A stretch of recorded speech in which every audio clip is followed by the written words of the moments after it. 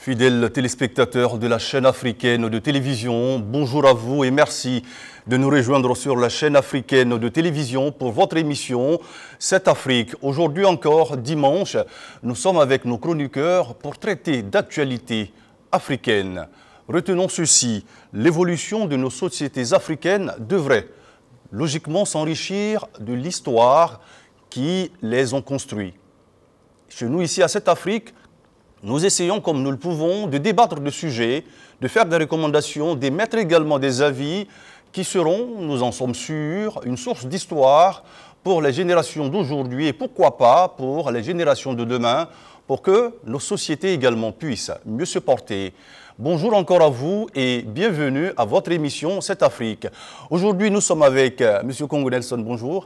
Bonjour, M. Pafarnam. Analyste politique.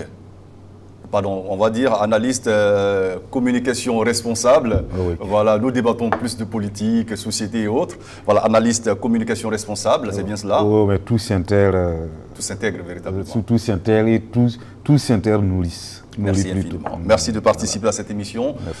Également, juste à côté de vous, M. Sawadogo Daouda, analyste politique. Bonjour à vous et bienvenue. Bonjour, M. Pafarnam. Bonjour, chers téléspectateurs. Merci encore de nous suivre cette semaine. Juste à ma gauche, nous avons M. Tal Youssouf. Bonjour et bienvenue. Bonjour M. Pafarnam, merci bien. Analyste société et culture, c'est bien cela? Oui, merci bien. Merci infiniment. Juste à côté de vous, nous avons M. Palm Songalo, également analyste politique. Bonjour et bienvenue à 7 Afrique. Et bonjour à vous, bonjour chers téléspectateurs. Merci une fois de plus d'être sur ce plateau. Alors, comme tous les dimanches, nous traitons d'actualités africaines. Aujourd'hui, nous serons au Burkina, nous serons également au Sénégal et nous allons pouvoir échanger autour de cette visite qui était attendue par, on va dire, tous les observateurs, tous les critiques, on va dire politiques, les critiques de société. Cette visite qui a été marquée par deux étapes importantes, une première à Bamako et la seconde à Ouagadougou. C'est la visite du nouveau président sénégalais Bassirou Diomaye Faye qui a foulé le sol malien dans la journée, on va dire, du vendredi. Alors, nous avons pu avoir ce que nous devons avoir comme information pour pouvoir traiter également ce sujet sur ce plateau avec nos différents chroniqueurs. Nous irons également au Sénégal, voilà, où 8 jours ont été décrétés pour parler des réformes de la justice. Le nouveau président Bassirou Diomaye Faye souhaiterait, comme il l'a dit lors des campagnes électorales, réformer la justice sénégalaise qui est un levier important pour le développement du Sénégal. Et puis, bien évidemment, nous allons traiter également des assises nationales qui ont eu lieu du 25 au 26 mai dernier ici au Burkina Faso, qui ont bien évidemment renouvelé le bail de la transition burkinabé. Voici les 3 sujets que nous allons pouvoir traiter au cours de cette émission. Nous allons débuter par le Burkina Faso, mais bien avant, suivons ensemble cet élément sur les assises nationales et nous revenons sur ce plateau.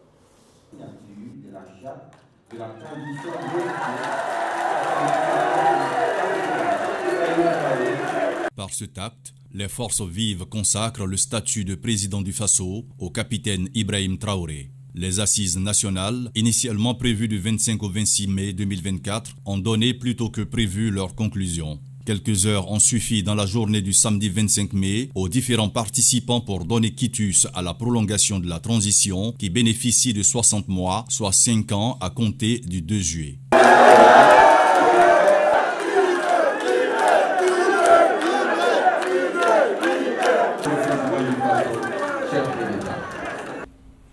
La signature de la charte amendée donnera aux organes de gestion de la transition tous les leviers d'action pour parachever l'œuvre de restauration de l'intégrité de nos territoires et de jeter la base de consolidation d'une paix durable, marquée notamment par le processus de retour des personnes déplacées internes dans leurs localités respectives. C'est le lieu pour moi d'inviter toutes les forces de la nation à rester toujours mobilisées et engagées aux forces à côté des forces de défense et de sécurité, ainsi que des volontaires pour la défense et la patrie, qui se battent sur le théâtre des opérations avec bravoure et vaillance pour une libération totale de notre chère patrie. La charte de la transition du 14 octobre 2022 a été révisée à l'issue des travaux et comporte désormais 4 titres et 28 articles. Au titre des organes de la transition, un nouvel organe a été créé pour définir, suivre et contrôler la mise en œuvre de la vision stratégique du pays. On retient les principales innovations suivantes. Le passage du statut du président de la transition, chef de l'État, à président du Faso, chef de l'État, chef suprême des forces armées nationales.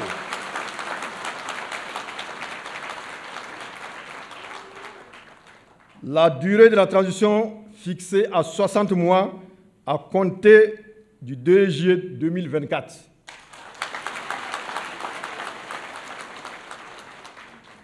L'éligibilité du président du Faso, du Premier ministre et du président de l'Assemblée législative de transition aux élections présidentielles, législatives, municipales qui seront organisées pour mettre fin à la transition. La création d'un organe dénommé CORAC, chargé de définir, de suivre et de contrôler la mise en œuvre de la vision stratégique du pays. Les différentes innovations contenues dans la nouvelle charte du 25 mai 2024 contribueront à l'écriture d'une nouvelle page de l'histoire d'un Burkina Faso souverain. Le parachèvement des objectifs assignés à la transition nécessite la contribution des Burkinabés des villes, des campagnes et de la diaspora. Nous amorçons un tournant décisif de l'histoire de notre pays qui nécessite un sursaut patriotique pour réussir l'œuvre commune que vous avez confiée à la transition. Les grandes épreuves forgent les grands hommes et nous devons tous travailler à être des hommes qui marqueront l'histoire de notre pays et à être la référence et la fierté pour les générations futures. Pour rappel, le capitaine Ibrahim Traoré avait été investi à la suite du coup d'État du 30 septembre 2022. Les participants des assises ont décidé qu'il soit éligible à la prochaine élection présidentielle. Le Premier ministre ainsi que le président de l'Assemblée législative de transition sont eux aussi éligibles aux prochaines élections présidentielles, municipales et législatives. Alors, chers chroniqueurs, sans transition, vos avis, vos impressions, les assises, nous les avons vécues. Monsieur Sawadogo, avis, impression. Moi, mon avis et mon impression, d'abord, je suis content qu'on ait pu tenir ces assises. Parce que nous sommes à la croisée des chemins. Pourquoi je dis ça? Simplement parce que la transition devait finir le 1er juillet 2024. Et maintenant, il fallait qu'on essaie de voir comment on va continuer. Maintenant, ils ont pris le taureau par les cornes, ils ont dévancé les choses. Donc moi, je suis parfaitement d'accord que les assises se soient tenues. Maintenant, je me dis que nous allons entrer dans le fond par la suite. Sinon, moi, je suis parfaitement d'accord, c'est tout à fait normal. Sinon, on allait continuer dans l'illégalité. Maintenant, je ne sais pas si je dois aborder un peu le fond. On va y arriver, on va y arriver tout à l'heure, rapidement. Pour ces assises, je trouve ça normal. Maintenant, on verra un peu dans le fond par rapport à tout ce qui s'est passé en bas, quoi. Il n'y a pas de souci. Voilà. Allons-y avec monsieur Congo. Déjà, les assises ont eu lieu. Vos impressions déjà, c'est ce qu'on a pu vivre ici ensemble. Bon, d'abord, il faut féliciter le peuple burkinabé qui a su se surpasser afin que vraiment ces assises-là puissent être convoquées et qu'elles se tiennent jusqu'à ce qu'elles produisent ce que nous avons comme résultat. C'est un sentiment des citoyens. Hein. Il vaudrait mieux d'avoir un cadre pour critiquer que de ne pas en avoir du tout. Donc, c'est un sentiment acceptable à mon niveau. Et quant aux autres éléments, je crois qu'on reviendra. On reviendra tout à l'heure. Comme l'a dit M. Sawadro. Monsieur Tal, les assises ont été vécues avec beaucoup d'émotions, beaucoup de tensions également. Voilà, alors, avis, impression sur la tenue de ces assises. Ben, déjà, je salue le fait que les assises aient pu, en tout cas, se tenir. Alors, je salue également la résilience du peuple burkinabé par rapport, on va dire, à ces assises-là. Mais également, comme l'ont dit mes prédécesseurs, le fond, il y a beaucoup à dire, mais bon, par rapport à la tenue elle-même, à ce qui a été arrêté, ben, on ne peut que saluer le peuple burkinabé et puis dire félicitations aux organisateurs. Maintenant, après, bon, on pourra dire également ce qu'on pense par rapport aux détails organisationnels. Et juste à côté de vous, monsieur Palm. Oui. Moi, j'ai dit qu'il y a eu plus de peur que de mal. Les gens attendaient vraiment de cette assise-là. Moi, je tenais à remercier les différents acteurs qui ont œuvré vraiment pour que cette assise ait lieu et que ça puisse sortir une conclusion ou des conclusions qui ont rencontré l'assentiment de la majorité des Burkinabés. Parce que la majorité des Burkinabés se retrouvent vraiment dans ces conclusions. Et pour ce qui concerne les différentes décisions, les innovations, comme vous l'avez dit, on va revenir en détail sur ça. Donc allons-y en même temps. Alors, okay. C'est vrai que la tenue effective de ces assises-là a été saluée. C'était une des aspirations du peuple burkinabé. Mais dans la manière, dans la méthodologie et dans la forme de ces assises-là, véritablement, il y a beaucoup à dire. Bon, à mon avis, aucune œuvre humaine n'est parfaite. Vous ne pouvez pas tenir une telle rencontre sans qu'il y ait quelque chose à dire. Ce genre de rencontres, ça ne peut pas rencontrer l'assentiment de tout le monde. Non, ne parlons pas déjà de l'assentiment, mais de la forme déjà. On va y arriver pour ce qui est du fond. Oui. Mais dans la méthodologie, quand on annonce déjà des assises avec des travaux en commission sur 48 heures et qu'on se retrouve juste après quelques heures, tirer des conclusions, on aurait l'impression d'avoir fait un travail prémédité.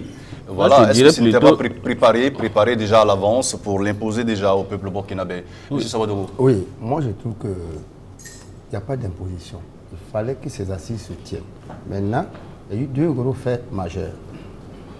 Les sociétés civiles et les gros partis politiques qui avaient assisté aux premières assises qui ont assis le président et le MPSR 2 ne sont pas venus. Ils ont donné à l'époque, si vous vous rappelez, l'avant-dernière émission, j'avais dit ici que les OSC et les gros partis politiques ne viendront pas. Ils vont poser des conditions. Et les conditions, c'était lesquelles? Celles qu'on lève d'abord les restrictions par rapport à leurs manifestations et qu'on leur donne un peu plus de liberté. Et c'est ce qu'ils ont posé. Bon, maintenant, on s'est rendu compte que, d'abord, dans l'Assemblée législative qui existe aujourd'hui là, ces partis politiques ont leurs membres là-bas. Monsieur Sawadoro, revenons un peu à la question de départ.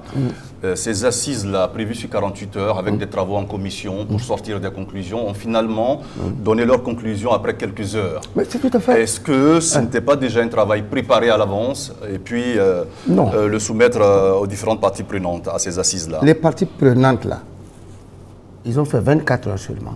Ou du moins, une journée seulement, ils n'ont pas débattu le lendemain. Parce que tous les acteurs qui étaient là étaient en phase avec ce qui a été donné à chacun. Maintenant, il y a certains acteurs qui auraient pu peut-être débattre là-dessus, apporter des amendements, et ça va continuer peut-être jusqu'à 48 heures, 72 heures. Ils ne sont pas venus. Maintenant, tous ceux qui étaient là étaient consensuels. Qu'est-ce que vous voulez? Ces acteurs ne sont pas venus.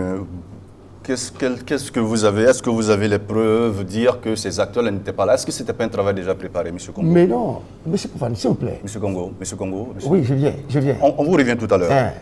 La PMP n'est pas venue, l'ex-APMP, l'opposition n'est pas venue, et les OSC, certains OSC qui ne sont pas venus, ils ne sont pas venus. Mais il y avait des préalables assez, on va dire des préalables, des préalables qui avaient véritablement de la profondeur. Ça avait de la profondeur, ça c'est vrai. Mais on constate, c'est le constat en fait, le constat de leur absence que nous faisons. On vous revient tout à l'heure. Monsieur Congo, oui.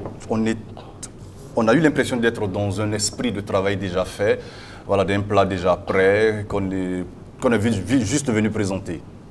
Bon, moi je réponds par rapport au domaine de la communication. Je crois que ce que vous appelez prédéfini, Oui. un travail prédéfini là, peut s'assimiler à une communication aussi qu'on a voulu donner au peuple burkinabé et d'ailleurs. C'est pour dire que tout le monde est d'accord. Comme tout le monde étant d'accord, on va aller un peu plus tôt. On va finir plus tôt. Bon, mais je trouve qu'on pouvait quand même réussir la chose avec plus de la manière. Laquelle des manières? Voilà, même si les travaux étaient finis dès le samedi, on pouvait revenir le dimanche matin pour signer le document final. Et là, ça montre que les petites critiques qu'on avait émises avant même le déroulement des assises, bon, n'allaient pas être encore plus... n'allaient pas avoir beaucoup plus de force. Parce que si vous demandez la méthodologie, bien sûr, c'est une méthodologie sans surprise.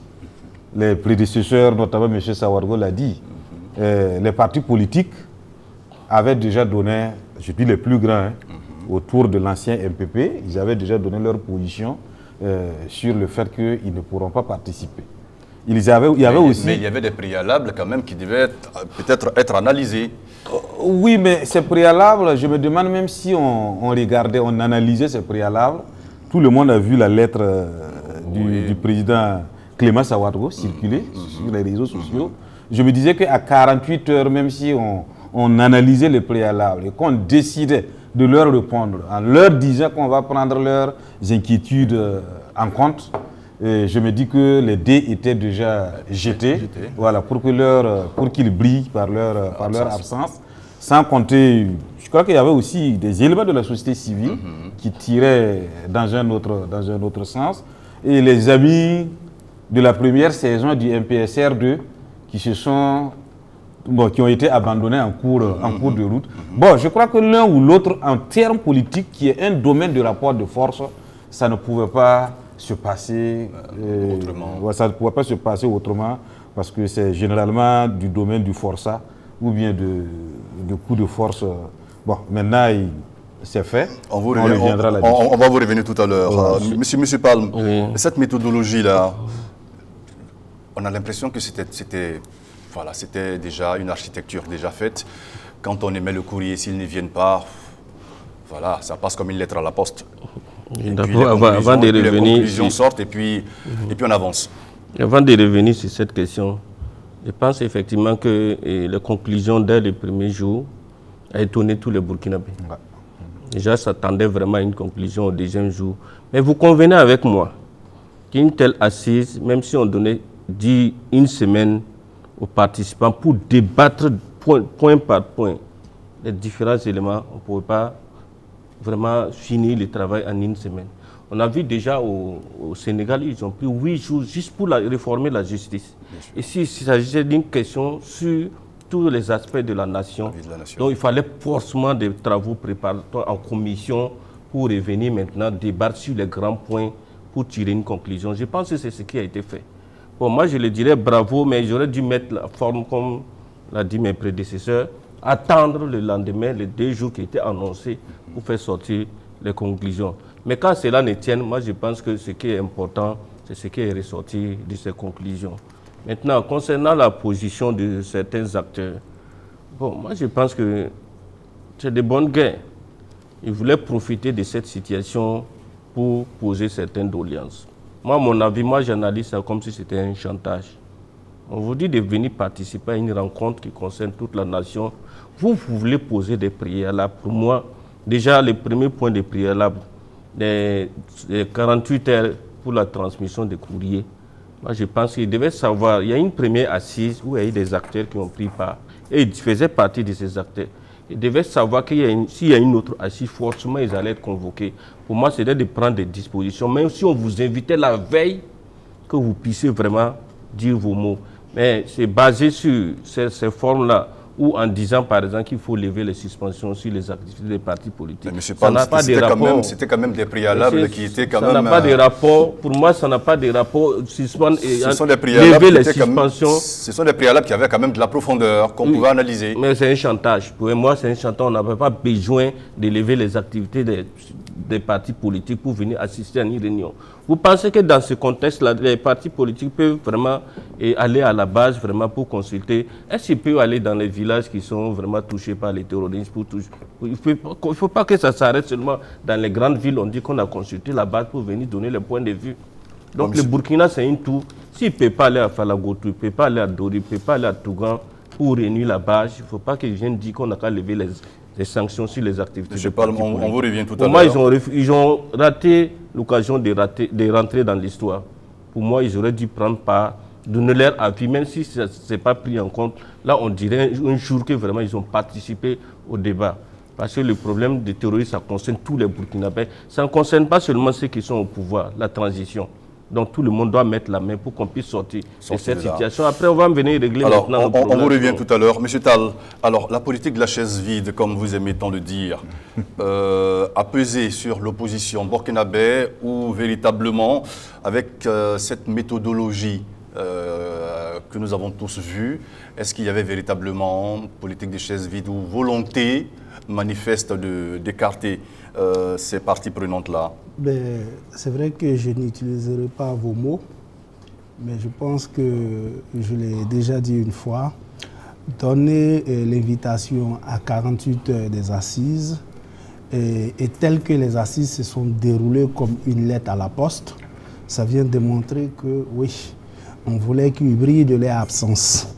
Et eux aussi sont tombés dans ce filet-là parce que également je n'aime pas la politique de la chaise vide. Pour moi, ils devaient forcer pour qu'il y ait de la matière. Mais également, au vu de comment les assises se sont déroulées, comme une lettre à la poste, j'ai l'impression que c'est ce qu'ils ont également vu. C'est ce qu'ils ont également vu. Eux, ils se sont dit qu'ils allaient être peut-être, on va dire, une épine. Alors, dans quelque chose de préconçu. Voilà pourquoi je pense que les travaux préparatoires devaient précéder les assises. C'est dans les travaux préparatoires qu'on devait utiliser les hommes politiques comme acteurs citoyens libres. Et puis maintenant, quand on vient les inviter comme acteurs politiques aux assises, vous voyez que même s'ils mettent en avant ils mettaient en avant plutôt à partir de là-bas le fait qu'il fallait lever la suspension des partis politiques, on pouvait discuter. Mais bon, que cela n'en tienne. Est-ce à dire, par exemple, qu'au regard de ce que vous dites, est-ce à dire que les conclusions également de ces assises-là sont mitigées véritablement? Non, oui. Je ne dirais pas cela, parce que également, il faut dire que moi, les résultats, pour une nation qui veut sortir d'une crise, tant que tout le monde peut aller avec, les résultats sont à encourager. Conclusion mitigée, M. Savadogo. Voilà. Et vous avez dit quelque chose. Vous avez dit, est-ce que les problèmes qu'ils ont soulevés là ne sont pas pertinents? Ils sont effectivement très pertinents. Parce que quand il y a la vérité qu'il faut se dire, il faut se le dire les yeux dans les yeux. Ils ont dit qu'ils ont été saisis tard. Ça, c'est un. Deuxièmement, on y va rapidement. Ils ont dit qu'ils sont dans l'incapacité de se regrouper. Et c'est ce que le bureau politique national, on les permet, ils se réunissent. On les prévient peut-être une semaine à l'avance de se préparer parce qu'il y a les conclusions qui viennent. Et c'est le bureau, le BPN seulement, peut se réunir pour réfléchir sur la question. Même si on ne lève pas tout ce qu'ils ont demandé. Devant le BPN, vous avez une semaine pour voir en tant que politicien à OSC, vous permet de vous réunir de manière à ce que vous puissiez participer parce que l'affaire d'une nation, ce n'est pas en 48 heures. Bien sûr. C'est que le MPC doit faire deux ans, même chose. Un an et quelques, ça veut dire qu'il y a quand même matière à dire. Bon, maintenant, je trouve que ça s'est bien passé. Bon, alors rapidement, on va évoluer avec la conclusion de ces assises-là. Alors, ce que le président du FASO, le capitaine Ibrahim Traoré, a souhaité, c'est le caractère inclusif et participatif de ces assises-là, afin que les conclusions soient véritablement les conclusions de tous les Burkinabés, avec toutes les aspirations à l'intérieur. Mais quand on regarde un peu les innovations, nous avons, je vais prendre rapidement le point 5 ici, nous avons la suppression des quotas de représentants affectés à l'ex-AMP, l'ex-CFOP et l'ex-ONA et le maintien de 12 représentants pour les partis et mouvements politiques, toutes tendances confondues, ériger le patriotisme en condition de nomination au gouvernement et de désignation. Également la création on va dire de nouveaux organes pour la mise en œuvre de projets stratégiques au niveau du pays et bien d'autres innovations au sein de la charte. Alors, ces conclusions-là, est-ce que véritablement entrent en droite ligne avec le contexte actuel qui est le nôtre? Quand on sait par exemple qu'il y a encore des personnes déplacées un peu partout, voilà, c'est vrai, la situation humanitaire du pays a été évoquée, le retour de ces personnes a également été évoqué, la cohésion sociale, la réconciliation, tout ça a été évoqué. Mais alors revenons un peu sur ces conclusions-là, pour voir un peu dans le fond, véritablement, est-ce que nous sommes en phase avec la réalité qui est la nôtre aujourd'hui? Bon, moi, comme j'avais la parole, je vais terminer. Rapidement, donc, je juste disais quelques que secondes. Vous avez fait le lien entre les assises et la situation réelle qui se présente au Burkina. Alors, allons-y rapidement. Est-ce que les assises, parce qu'il y avait 2 millions de déplacés, pratiquement 60% du territoire qui a été pris, Maintenant, ce que je pose comme question, simplement et rapidement, comment on peut quantifier ça? Tout le monde voit ce qui se passe. Quantifier quoi? Quantifier les résultats de la reconquête du territoire sur le terrain. Parce que nous sommes en pleine guerre, l'armée est là, le matériel vient, les VDP sont là, et l'armée est en train de prendre de l'ascendance. Aujourd'hui, est-ce que vous pouvez me donner un bilan exact de ce qui se passe même dans nos populations rurales? Ça, c'est un. Deuxièmement, lors de ces assises-là, si les partis politiques là étaient venus, vous pouvez demander aux assises, on veut que vous nous donniez le bilan de la question sécuritaire, gros village par gros village, ainsi de suite. Maintenant, je termine en disant... Lors de l'entretien du chef de l'État à Bobo Dioulasso, pendant la SNC, voilà, le bilan a été donné. Oui, je suis parfaitement d'accord. Le chef de l'État en a parlé. Oui, maintenant, vous avez dit quelque chose par rapport à la participation. Vous avez dit que le président a dit que ce mandat, ou du moins ces 5 ans qui viennent là, seront mis sous le sceau de l'inclusivité. C'est ce que le président a souhaité. Ce qu'il a souhaité, alors que des partis politiques donnent déjà des pistes. Ce qu'ils demandent avant de reprendre. On vous revient tout à l'heure, M. Savadogo, on vous revient tout à l'heure, rapidement avec M. Congo. Alors, ces conclusions-là, voilà, véritablement. Bon, moi, je voudrais répondre, parce qu'il y a longtemps j'ai eu la parole. Bien sûr. Voilà, mais je voudrais répondre aux éléments de M. Pal, qui dit que convoquer tout le monde pour réfléchir. Non, cette rencontre, c'était pour réviser la charte. Ce n'était pas une rencontre des problèmes thématiques du pays. C'est-à-dire que l'ordre du jour était déjà établi. Et là, il ne faut pas qu'on se cache la face. Il ne faut pas que l'arbre cache la forêt. Nous avons des manquements dans l'organisation de nos affaires qu'il faille vraiment régler. Surtout quand ce sont des choses qui touchent à la vie supérieure de la nation. On ne peut pas, il ne faut pas... C'est-à-dire que ce qui s'est passé, ce n'est pas des difficultés. Les difficultés sont non politiques. Elles sont inhérentes même à l'habitude du Burkinabé, qui ne prend pas du temps en amont pour organiser les choses. Ensuite, on a tous critiqué l'idée du 13 mai, et nous avons apporté, nous avons 15 mai plutôt, et nous avons apporté nos contributions qui ont amélioré les choses. La prochaine fois, que ces genres de choses-là, pour ces genres de choses, on prenne assez du temps, assez de la réflexion, assez de la stratégie pour que les choses se passent. Bon, maintenant, méthodologie, conclusion, on ne reviendra plus. Bon, méthodologie, on ne revient plus là-dessus. Mais quant aux conclusions, ce qu'il faut savoir, c'est que c'est un mandat qu'on a accordé au président de la République. On peut l'appeler, même si le président du FASO. Le président du FASO. Voilà, c'est un mandat qu'on a accordé au président du FASO. et que le peuple burkinabé n'a qu'à savoir que c'est comme une dernière cartouche que nous avons et que nous devrons l'utiliser à bon escient pour la victoire. Voilà. Et il y a une innovation, je crois que c'est le CORAG, hein? Oui. CORAG, le cas là, ça veut dire quoi? Oui, le CORAG. Là, ça veut dire quoi? Oui, c'est pour la gestion. C'est l'organe chargé de définir, de suivre et de contrôler la mise en œuvre de la vision stratégique du pays. Oui, mais c'est une abréviation ou bien? Oui, c'est une abréviation sûrement. Ok, donc il faut que cette structure, je crois que c'est à peu près l'autre COCOST qui était dans l'ancienne formule, voilà, qui est devenu ça. L'organe de régulation. Voilà, l'organe de suivi.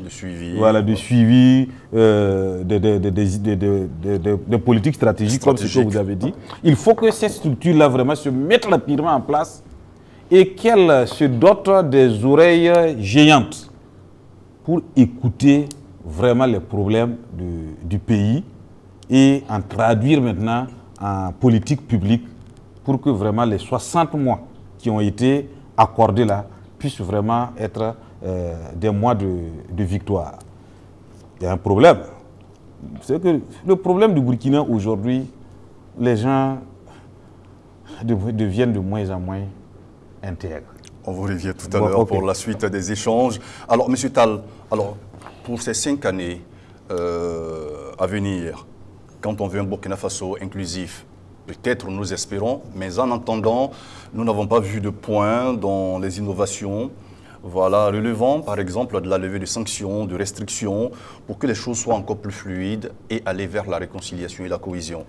Parce que le pays a véritablement besoin de se retrouver avec ses fils et ses filles. Bien sûr. Et pour cela, je pense que le chef de l'État aujourd'hui, par rapport, on va dire, à son sens inclusif recherché par rapport aux assises, je pense que oui, ses premières actions doivent être dans le sens de lever véritablement beaucoup de restrictions. Parce que, oui, pour que les filles et fils du Faso se mettent ensemble pour que la nation aille de l'avant, il faille également que le cadre permette cela. Alors que présentement, juste après les assises, ben, vous convenez avec moi que cette crainte-là, elle existe toujours. Elle existe toujours au point de revoir ces différentes questions avec la question des Guy et Vécam. Tout ça sont des choses qui démontrent qu'il y a beaucoup à faire. Parce que la quiétude est quelque chose que l'homme a besoin, dont l'homme a besoin pour s'épanouir. Et tant qu'on est crispé, ben, ce n'est pas sûr qu'on pourra donner en tout cas son soi. Comme disait Tissus, M. Congo, dans l'organisation, on peut critiquer beaucoup de choses parce qu'il a si bien dit c'est de nature et c'est propre au Burkinabé. Alors qu'il se doit de se donner véritablement le temps. Vous voyez, pour moi, ces assises-là, c'est quelque chose qui devait être fait au moins, en tout cas, sous 12 jours. Parce que même en 48 heures, c'est sûr que tous ceux qui avaient été invités là-bas n'allaient pas avoir la parole. Et encore là, on n'a même pas eu ces 48 heures, on a eu moins que ça. Ça veut dire que le travail a été préparé et a été, à mon sens, imposé. C'est dans ça que nous devons quitter. Et pour quitter véritablement ce bateau-là, il faille véritablement que le chef de l'État prenne son bâton de pèlerin. Parce que oui, s'il prend son bâton de pèlerin et qu'il démontre que oui, il est pour tous, parce qu'en tant que président du Faso, aujourd'hui, il est pour le droit et le bien-être au Faso pour tous. Merci. Et donc pour cela, je pense qu'il a encore un élément pour booster le sens inclusif de sa gestion. Merci infiniment. Merci. Juste à côté de vous, M. Palm, vous voudrez réagir? Oui, j'ai réagi. Et en fait, je pense que la charte de la transition débat de la vie de la nation et comprend plusieurs points de la vie de la nation. C'est en ce sens que j'ai dit en 48, on ne peut pas débattre point par point. Même nos simples réunions qu'on organise. Monsieur Congo l'a dit, c'était juste réviser la charte. Oui, on est d'accord. Oui, allons-y. Oui, mais si on devait débattre point par point de la révision de la charte, là, c'est pas sûr que 48 heures allait suffire. C'est ce que je suis en train de dire. Allons-y.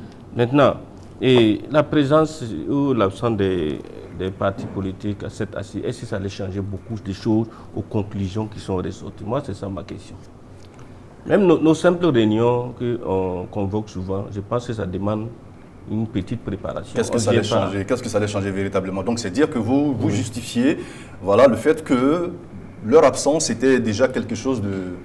Monsieur Pafadnam, aujourd'hui, était déjà une volonté Monsieur Pafadnam, aujourd'hui avec l'ère de la technologie, on n'a pas besoin forcément de se réunir pour prendre certaines décisions. De nos jours, la plupart des réunions se font en visioconférence. Pour rester ici, les partenaires sont aux États-Unis. C'est quand même la vie d'une nation dont il s'agit. Nous sommes d'accord, c'est de la vie, mais c'est dans l'impossibilité de se réunir pour consulter d'une autre manière quand même la base pour avoir vraiment l'avis de cette base, tout en sachant que forcément ces gens n'ont pas besoin de l'avis de la base. Je n'ai pas... Allons-y rapidement, on va passer au deuxième sujet. Je vais faire le point sur les différentes innovations du statut de chef de l'État, chef de la transition au chef de l'État. Moi, je pense que c'est attendu par la majorité des Burkinabés. Ça va donner main libre vraiment au gouvernement vraiment de toucher tous les secteurs de l'activité du Burkina Faso. Maintenant, pour la question de la durée, je pense que la majorité même voulait plus de 5 ans. Mais je pense que 5 ans, vraiment, c'est assez suffisant pour vraiment lutter contre ce phénomène de terrorisme et poser les bases du développement et puis mettre en place des institutions fortes de telle sorte que même si un parti politique arrivé au pouvoir, qu'il ne puisse pas déverrouiller vraiment ces institutions. Okay. Par rapport à l'éligibilité des chefs de l'État et puis des ministres, des députés, c'est de bonnes guerres. Ils sont des Burkinabés comme nous. Il n'y a pas de raison qu'il y ait des exclusions. Ils peuvent se présenter. Dans la vie même du monde, on a compris que c'est les militaires au pouvoir qui ont vraiment bien reconstruit les pays. En Afrique, je prends le cas de Kadhafi. Ça, c'est l'avis de M. Pal. Oui, c'est mon avis. Je prends le cas de Paul Kagame, de Kadhafi, quel autre chef d'État. Maintenant, en Europe, on peut prendre le cas de Gaulle. On peut prendre le cas de Poutine, c'est des militaires, mais qui ont bien dirigé leur pays. On ne nous dira pas aujourd'hui qu'un militaire ne peut pas se présenter. Merci, M. Pal. On va y revenir. Oui. Voilà, on va y revenir voilà, dans nos prochaines émissions, pourquoi pas. Okay. Parce que ces assises-là, nous avons véritablement beaucoup à dire, parce que nos avis et nos recommandations comptent véritablement pour une Afrique qui réussit. On parle toujours assises, mais cette fois-ci au Sénégal, 8 jours ont été décrétés pour des assises de la justice sénégalaise. C'était une volonté du président Bassirou Diomaye Faye pendant sa campagne électorale de restaurer la démocratie.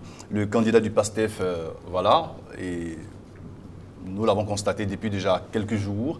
Voilà, ces assises-là se tiennent. On se pose la question, voilà, est-ce qu'il y a véritablement péril dans la demeure? Est-ce qu'il y a véritablement un chaos au sein de cette justice sénégalaise-là pour que, véritablement, comme on l'appelle, le jeune président sénégalais se jette déjà voilà, sur ces réformes-là pour véritablement essayer de mettre, voilà, peut-être faire des ajustements ou encore peut-être envoyer de nouvelles choses pour que cette justice-là puisse véritablement respirer. Monsieur Tal voudrait réagir en même temps. Oui, parce que Diomaye Faye, moi je lui tire mon chapeau parce que ça faisait partie de son programme de campagne et déjà attaquer le problème judiciaire démontre un tant soit peu la vision qu'il a pour sa nation. Parce que oui, qu'on le veuille ou pas sous Macky Sall, il y a quand même eu des déchirures, il y a quand même eu des arrestations qu'on a nommées abusives. Il y a également eu l'attitude même de son actuel Premier ministre qui était son mentor, comment il s'appelle, Sanko. Parce que, oui, tout ça vient de montrer que ce panier judiciaire-là avait quand même, sinon a quand même des choses à revoir pour véritablement l'amener à être dans le sens d'être pour tous. Parce que vous savez que la justice, c'est un pouvoir indépendant.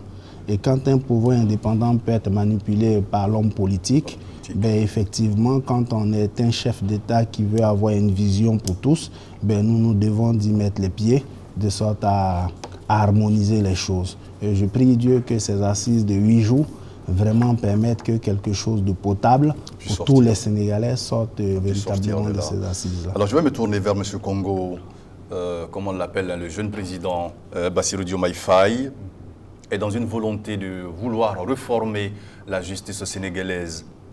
Les questions que nous sommes tentés de nous poser, est-ce qu'il y a une véritable volonté de réformer cette justice? Ou encore, est-ce qu'il y a des aspirations personnelles derrière? Parce qu'on sait qu'il y a des chefs d'accusation voilà, contre le président sénégalais. Il faut d'abord reconnaître que le président Diomaye Faye est de profil juriste. Bien sûr. Voilà, c'est quelqu'un qui a étudié le droit et c'est quelqu'un aussi qui a subi les affres du droit, de la justice au Sénégal. Et M. Tall le disait aussitôt que c'est quelqu'un qui a fait la prison, pour ne pas dire que c'est un prisonnier qui est devenu président.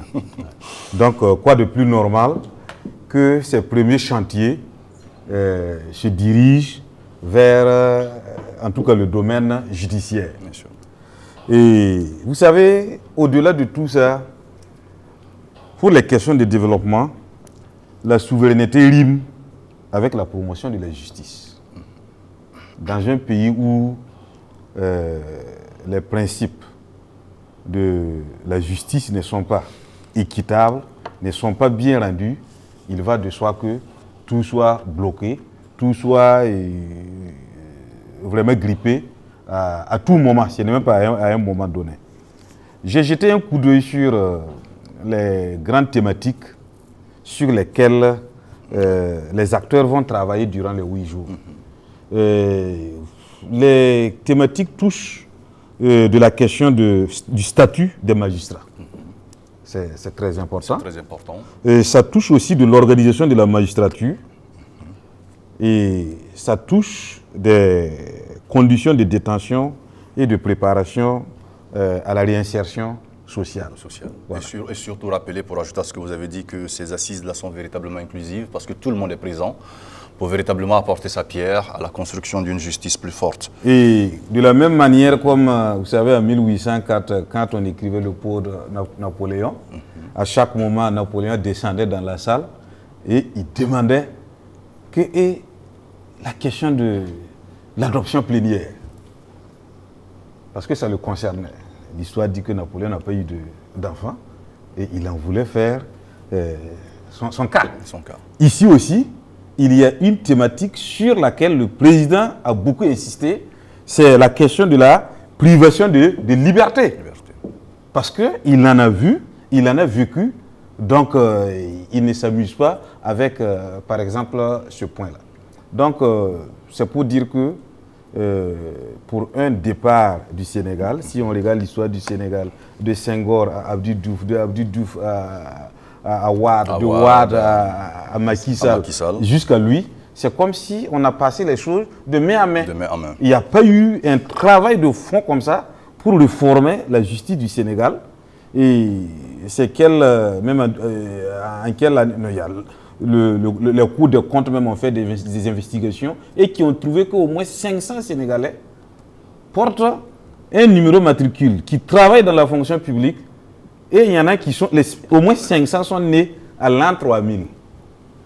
Donc ces réformes sont... Oui, l'an 3000, c'est-à-dire on n'est pas encore à l'an 3000. Voilà des gens qui sont nés à l'an 3000 et qui travaillent déjà dans la fonction publique avec un numéro matricule. Ça veut dire vraiment qu'il y avait nécessité de convoquer, par exemple, ces assises-là. Voilà, Juste, on vous revient tout à l'heure. Tout à l'heure, je le disais, plutôt des chefs d'accusation contre son Premier ministre Ousmane Sonko. Est-ce que derrière, dans ce nettoyage, dans ce toilettage, est-ce qu'il n'y aura pas véritablement cet aspect-là qui serait évoqué, comme M. Congo l'a dit, la privation de liberté, voilà, comme on l'a vécu également avec Ousmane Sonko. Est-ce que cette question-là ne sera pas au cœur des échanges de ces assises-là, M. Savadogo? Ce sera effectivement au cœur des échanges, mais il y a des confusions qu'il ne faut pas faire. Quand on parle de l'institution judiciaire sénégalaise, c'est l'une des plus fiables d'Afrique. Après, ils ont jugé Sénabré là-bas, dans presque tous les grands barreaux du monde, ils y sont. Ne faisons pas de confusion entre quelques brebis galeuses et l'ensemble de l'institution. Je m'explique. Ousmane Sonko, challenger très sérieux de Macky Sall dans le temps, a été épinglé dans une affaire de mœurs avec Adji Sarr. Après Adji Sarr, quand ça commençait à aller vers la fin, on lui a collé un autre dossier. C'est un ministre qui a déposé une plainte contre lui. Mais on se rend compte qu'à chaque fois que c'était un homme politique, un homme politique qui a un problème, rapidement la machine se met en branle. Immédiatement, les enquêtes sont bouclées. Le gars est amené devant le parquet, il est jugé et systématiquement il est condamné. Et donc vous dites que c'est-à-dire que vous confirmez que la justice à l'époque de sous Macky Sall a été instrumentalisée. Si vous dites la justice, vous jetez le propre sur tout le barreau. Non, c'est quelques têtes. C'est quelques têtes des juges acquis qui prennent ce dossier, qui tiennent compte du calendrier électoral et qui condamnent le monsieur de manière à ce qu'il ne puisse pas participer à ce qui arrive avec Sonko. Au vu et au su de toutes ces personnes qui incarnent, comme vous le dites, de toutes ces belles têtes qui incarnent la justice sénégalaise. Il y a ce qu'on appelle la solidarité de corps. Vous savez, hein, il faut se dire la vérité. Ces camarades, les camarades qui voient qu'effectivement on brime la justice, vous voulez qu'ils fassent quoi? C'est pas la première. Au Burkina, on a vu ici, on n'a pas de juge acquis. On a vu tout ça ici, et puis certains dossiers sont confiés spécifiquement à certains juges, parce qu'on sait que si ça rentre dans la main de ce juge-là, ça sera jugé dans le sens de ce que le pouvoir veut. Donc je vous dis, aujourd'hui là, je suis convaincu que le président Diomaye Faye, qui est un vrai démocrate, un grand président, il va réformer ça. Et je vous dis, si lui-même Diomaye Faye ou bien le Premier ministre Sonko commettent une faute, après la réforme de cette justice-là, ils répondront comme aux États-Unis. Monsieur Savadogo, une question pour vous. Est-ce que ces assises-là ne sont pas motivées véritablement? Parce qu'aujourd'hui, Ousmane Sonko, il est le Premier ministre du Sénégal. Ce sont deux compagnons de lutte. Voilà, nous avons vécu ensemble ici ces péripéties-là. Est-ce qu'il n'y a pas une motivation véritable due, voilà, on va dire, à ce chef, pardon, pas à ce chef, mais à ces chefs d'accusation contre son mentor, Ousmane Sonko? Je vous vois venir. Monsieur Farnam, rapidement. Ce que vous dites, c'est comme si le président Diomaye Faye veut réformer la justice de manière à ce que ces dossiers judiciaires à lui-même encore pendant devant les juridictions et celui de son mentor Ousmane Sonko, et que cette réforme permette de les blanchir ou de les... Ce n'est pas ça. Monsieur Savadogo, ce n'est pas ce que j'ai dit. C'est pas ce que j'ai dit. Est-ce que ce n'est pas motivé par ces injustices entre griffes? Là, on se comprend. Voilà, entre griffes. Là, on se comprend. C'est la vraie motivation, en fait. Voilà, pour moi, c'est pas motivé. Est-ce que véritablement, il n'y a pas une nécessité de vouloir rectifier les choses? C'est ce que je dis entre griffes. Non, moi, je ne pense pas. Je pense qu'il y a réellement péril à la demeure. Quoi qu'on dise, on dit que la justice fait partie des trois pouvoirs et qu'il y a une dépendance des trois pouvoirs. Mais en Afrique, ce n'est pas ce qu'on constate. Les trois pouvoirs ne sont pas indépendants. Mais le Sénégal est cité comme exemple en matière de justice. Comme exemple, ces gens qui sont au pouvoir, ils ont été victimes vraiment de ces décisions de justice. M. Savadogo, c'est un groupuscule. N'oubliez pas qu'une seule décision de justice peut faire embraser tout un pays. On a vu que c'est ce qui s'est passé au Sénégal. Avec l'accusation de Sonko, il y a eu combien de morts? Tout le monde était unanime qu'il n'y avait pas péril à la demeure. C'était juste vraiment des montages pour empêcher le monsieur de se présenter. Dans un premier temps, on l'a accusé de quoi? Comment on appelle? D'attouchement. Oui. Mais quand ils ont vu qu'il n'y avait pas de preuves, immédiatement ils ont transformé incitation à la jeunesse à quoi? Ça n'avait rien à voir. Ce n'est pas pour ça qu'il avait été inculpé. Donc, c'est-à-dire qu'une partie où la justice a été instrumentalisée. Tout à fait. La justice, même, ce n'est pas seulement au Sénégal, hein, même au Burkina, chez nous, dans certains pays d'Afrique, dans la plupart des pays d'Afrique, la justice est instrumentalisée. Il y a une ingérence du gouvernement dans les décisions de justice, qu'on le dise, qu'on le croit ou pas, il y a une ingérence. Donc vous convenez que le président Bassirou Diomaye Faye veut véritablement mettre les choses en l'état? Il ne veut pas que ce qui est arrivé, que ça arrive à d'autres Sénégalais, parce que c'était de l'injustice totale. Donc c'est dire que vous justifiez la tenue de ces assises-là par la motivation du fait qu'il y a eu des injustices. Tout à fait. Il y a eu des injustices et tout le monde est unanime qu'il y a eu des injustices. Ce n'est pas seulement au Sénégal, mais dans la plupart des pays d'Afrique, il y a des injustices. Monsieur Tallery veut réagir rapidement. Si on part du principe que, oui, il décide d'aller à ces assises-là parce que lui-même, il a eu des chèques... non, pas lui, son non, j'en viens, ministre, parce que lui-même, il est sorti également des prisons et que son mentor également. Oui, si on part de ce principe-là, ben, je vous assure qu'il y a quelque chose derrière. Voilà, il y a quelque chose derrière parce que, oui... ce n'est pas neutre. Ce n'est pas neutre. Voilà, c'est ce qu'on veut faire ressortir. Je ne souhaite pas et je ne voudrais pas qu'ils aillent dans ce sens-là. Parce que le sens pluriel, le sens de revoir le fonctionnement de la justice sénégalaise est véritablement à encourager. Mais si c'est dans le sens de se donner eux-mêmes bonne mine, parce que, mine de rien, Sanko n'était aussi pas, on va dire, le neutre face à ces chèques d'accusation-là. Voilà, parce qu'il y a eu un vécu. Mais quand M. Sawadogo dit, par exemple, que... Revenez s'il vous plaît, quand vous parlez de Ousmane Sonko, il y a eu un vécu, c'est quoi véritablement? Il y a eu un vécu. Il est passé quand même dans ce spa de massage. Et ça, c'est quelque chose qui... Alors, et logiquement, on lui adresse une convocation à comparaître et il ne part pas.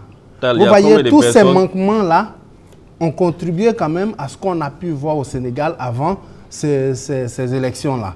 Donc, on ne va pas quand même nettoyer ça du revers de la main. Mais j'ai véritablement apprécié lorsque M. Congo a présenté l'institution judiciaire sénégalaise. Parce que oui, pris comme ça, effectivement, quand on regarde depuis Abou Diouf jusqu'à Macky Sall, il n'y a pas eu de grandes réformes.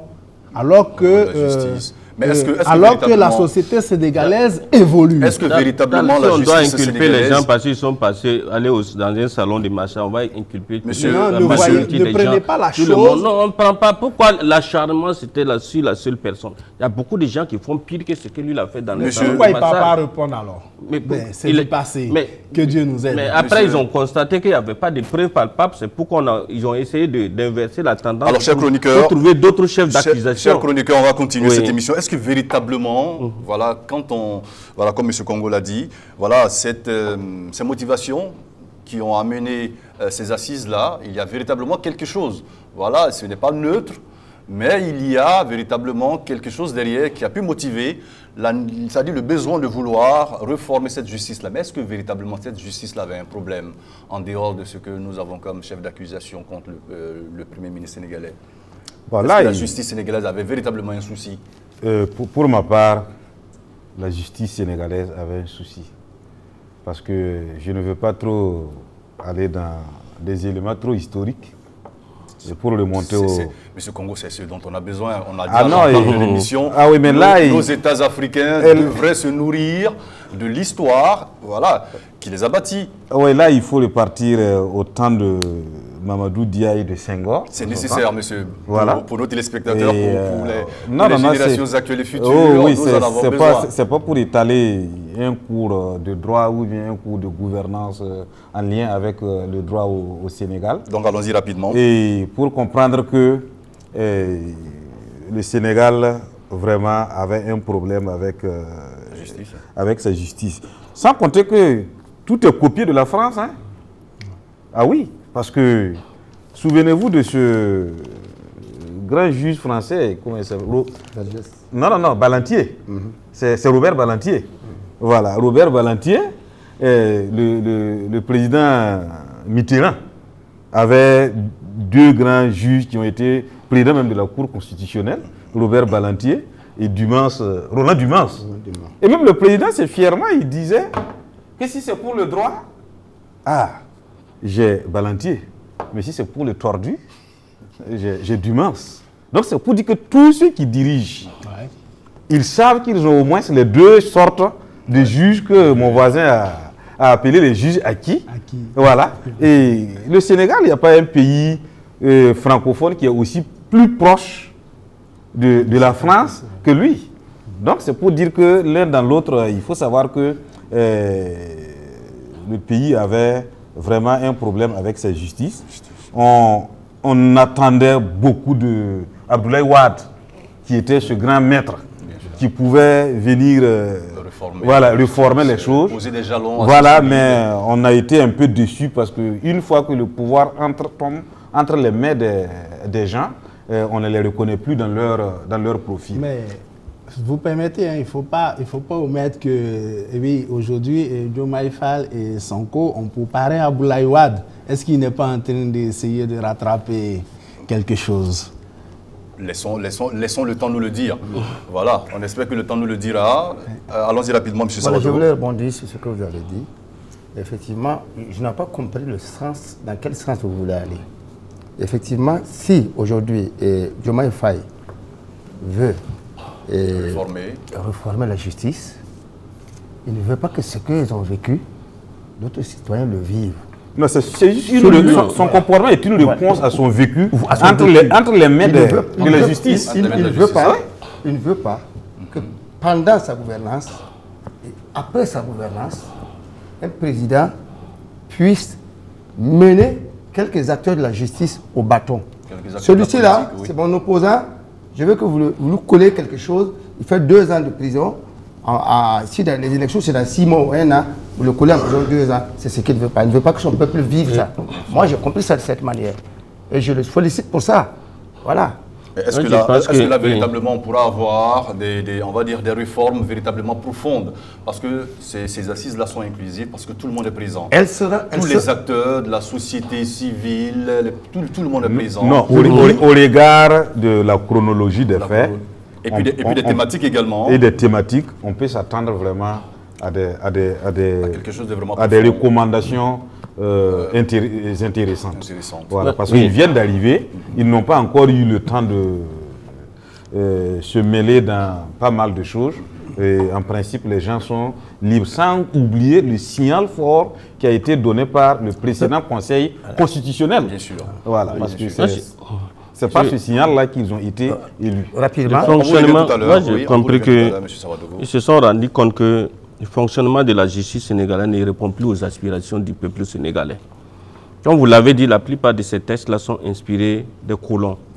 Et ces textes ont été écrits dans un contexte, dans un temps bien donné, qui ne s'adapte pas forcément aux réalités d'aujourd'hui.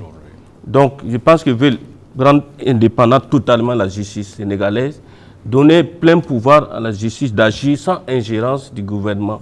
Donc, il faut encourager ces jeunes qui ont eu le courage vraiment, parce que tout ce qui touche à la justice, vraiment, c'est des points stratégiques, c'est des points importants où les gens ne veulent même pas qu'on touche au texte de la justice. Il a eu ce courage, il faut l'encourager. Et je pense que les autres pays doivent emboîter les mêmes pas, parce que dans tous les pays, on a des problèmes de justice. On a des problèmes de justice. Merci. Monsieur Savadou, comme je l'ai dit rapidement, dans tous les pays, il y a des problèmes de justice. Effectivement, vous avez dit que tous les acteurs y sont. C'est déjà un pas de gagné. Je sais que quelque chose. Et puis, le Sénégal a toujours eu une longue tradition de justice forte, équitable et juste. Et comme l'a dit, comme disait le professeur, effectivement, le Sénégal a eu des soubresauts de pouvoir. Au début des indépendances, Mamadou Dia, avec Senghor, il y a un même qui a été exilé dans une île parce qu'il a voulu fomenter une sorte de coup d'État ou autre là. Effectivement, ça a existé. Mais seulement, ils savent retomber sur leurs pattes. Vous avez vu que tous les acteurs ont décidé d'être présents. Il n'y a pas quelqu'un qui dit que lui ne vient pas. Merci. Donc, moi, je dis que bon, ça va aller. Ce serait très bien pour eux. Je serais souhaitable même qu'au Burkina, il y ait une assise aussi pour réformer nos justices. Parce que la majorité du peuple se plaint vraiment des décisions de justice. Je crois bien 2014-2015, le Burkina Faso a connu des assises de la justice. Voilà, mais bon. Peut-être qu'il y a encore des réformes un peu plus profondes à faire. Non, mais pour le Burkina, aussi bien pour la justice que pour d'autres domaines, ça aussi c'est une critique. Il faut qu'on ait le courage d'appeler les choses par leur nom. Une réforme est différente d'une assise. Bien sûr. Voilà. Et quand nous crions réforme, à la dernière minute, ça peut être même les dernières minutes de l'élaboration des recommandations, le terme réforme devient assise. L'assise est diluée, c'est superficiel. Effectivement. C'est ça qui fait que même notre système éducatif aujourd'hui n'a pas encore connu une réforme, alors que la Côte d'Ivoire qui est à côté est à sa 5e. Bien sûr. Voilà. Quand c'est une réforme, on transforme le fond, les racines de la chose, que de venir saupoudrer les systèmes. Merci, M. Congo. Rapidement, M. Tal voulait réagir. Un dernier mot. Je voulais réagir par rapport au peuple sénégalais parce que, oui, le monde évolue. Quand on a des choses qui ont été acquises il y a plus de 60 ans, ben, il faut véritablement penser les réformer.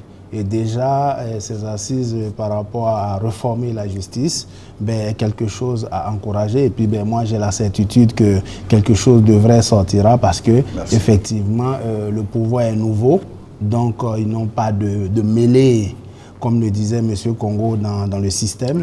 Et je pense qu'ils resteront vrais Et puis, ben, ça va garantir et ça va rendre inclusive ce qui sortira de ces assises-là. Merci infiniment. Nous espérons que les jours à venir nous diront voilà de quoi il sera question voilà, à l'issue de ces réformes de la justice sénégalaise. Nous continuons cette émission avec le troisième sujet. Nous parlons toujours du président sénégalais Bassirou Diomaye Faye, qui était en visite d'État au Mali puis au Burkina Faso pour rencontrer le colonel Assimi Goïta du Mali et le capitaine Ibrahim Traoré, président du Faso.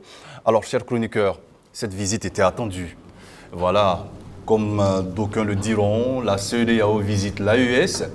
Voilà, c'était une visite tant attendue. Alors déjà, vos impressions, vos premières impressions, voilà, au lendemain de cette visite-là. Monsieur Sawadogo, rapidement.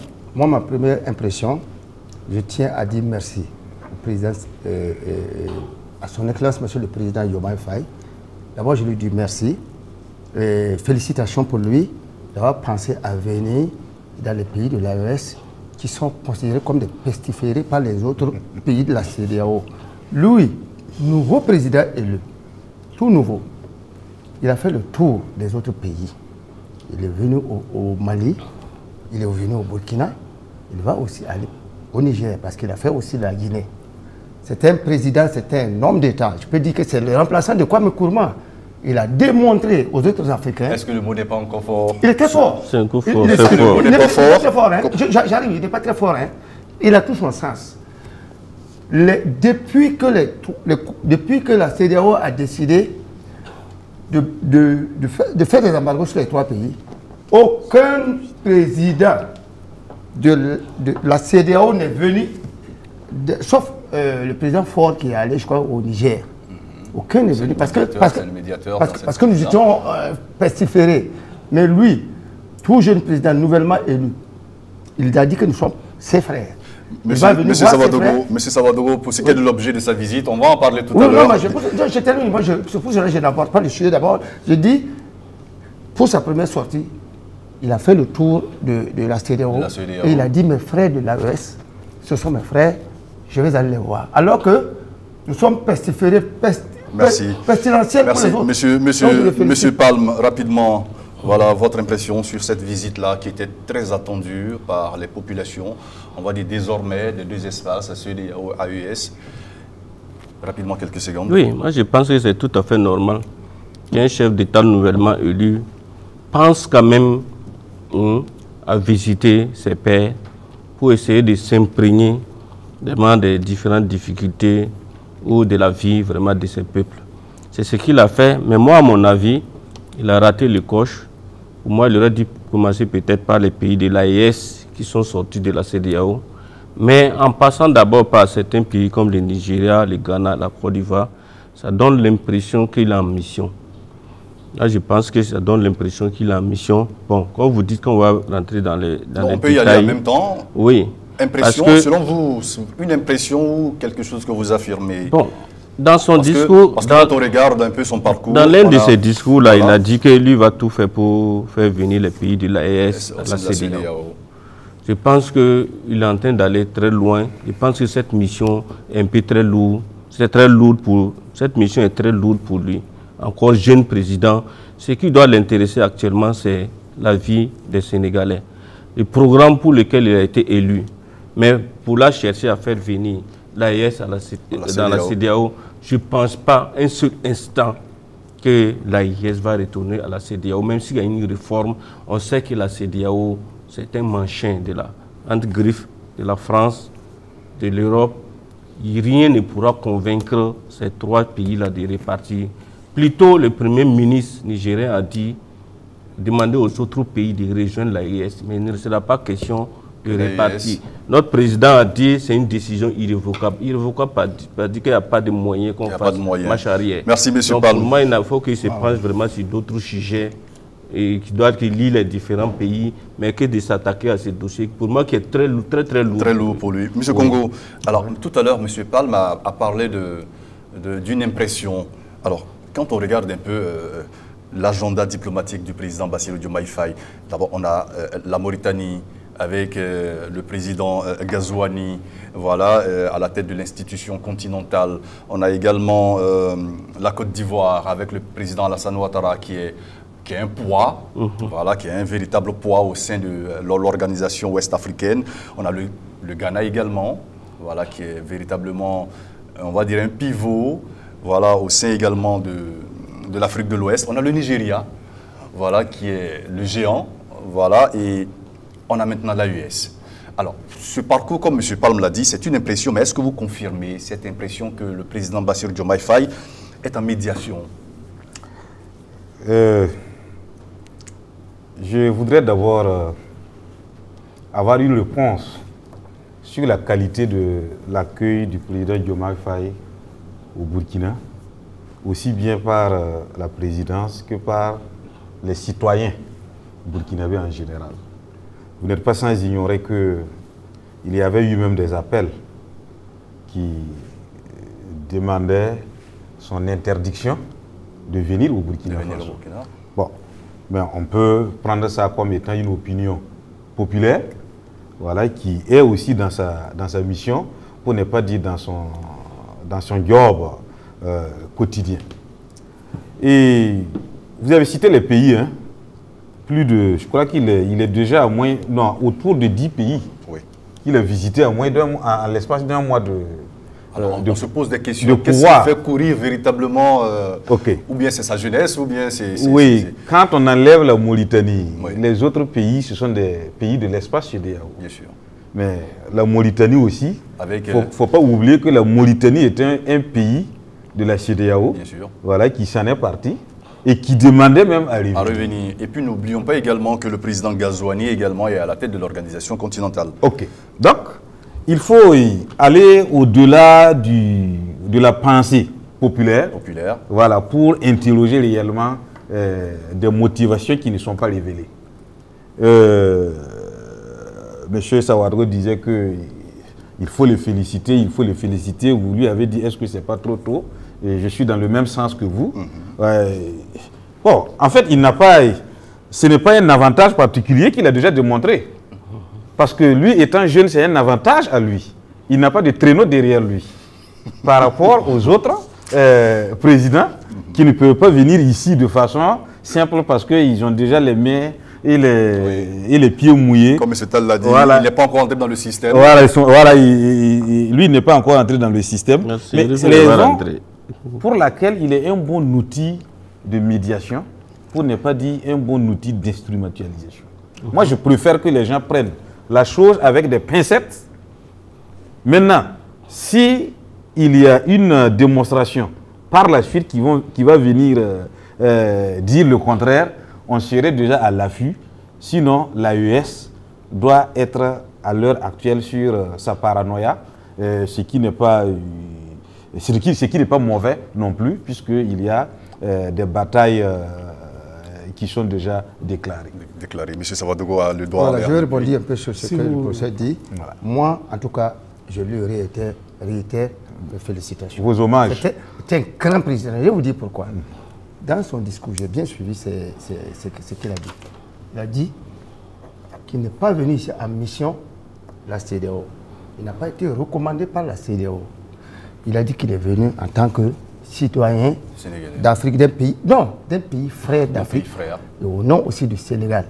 Sinon, il a bien précisé qu'il n'est pas en mission la CEDEAO pour la CEDEAO. Je termine maintenant en disant que quand vous arrivez nouvellement dans un quartier ou dans un village comme ça, vous saluez vos voisins immédiats. Si vous ne les saluez pas, c'est ce qu'il a fait. Alors, M. Savadogo, on va juste pour corroborer ou encore pour aider dans l'argumentation, nous allons suivre ensemble cet élément et puis nous revenons sur ce plateau pour continuer les échanges.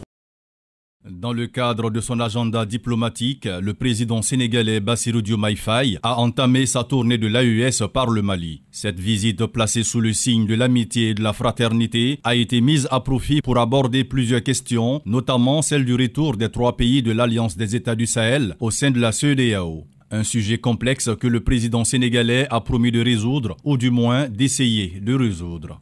Nous avons parlé de la question de la CEDEAO. Comme vous le savez, le Mali est membre des États de l'Alliance du Sahel.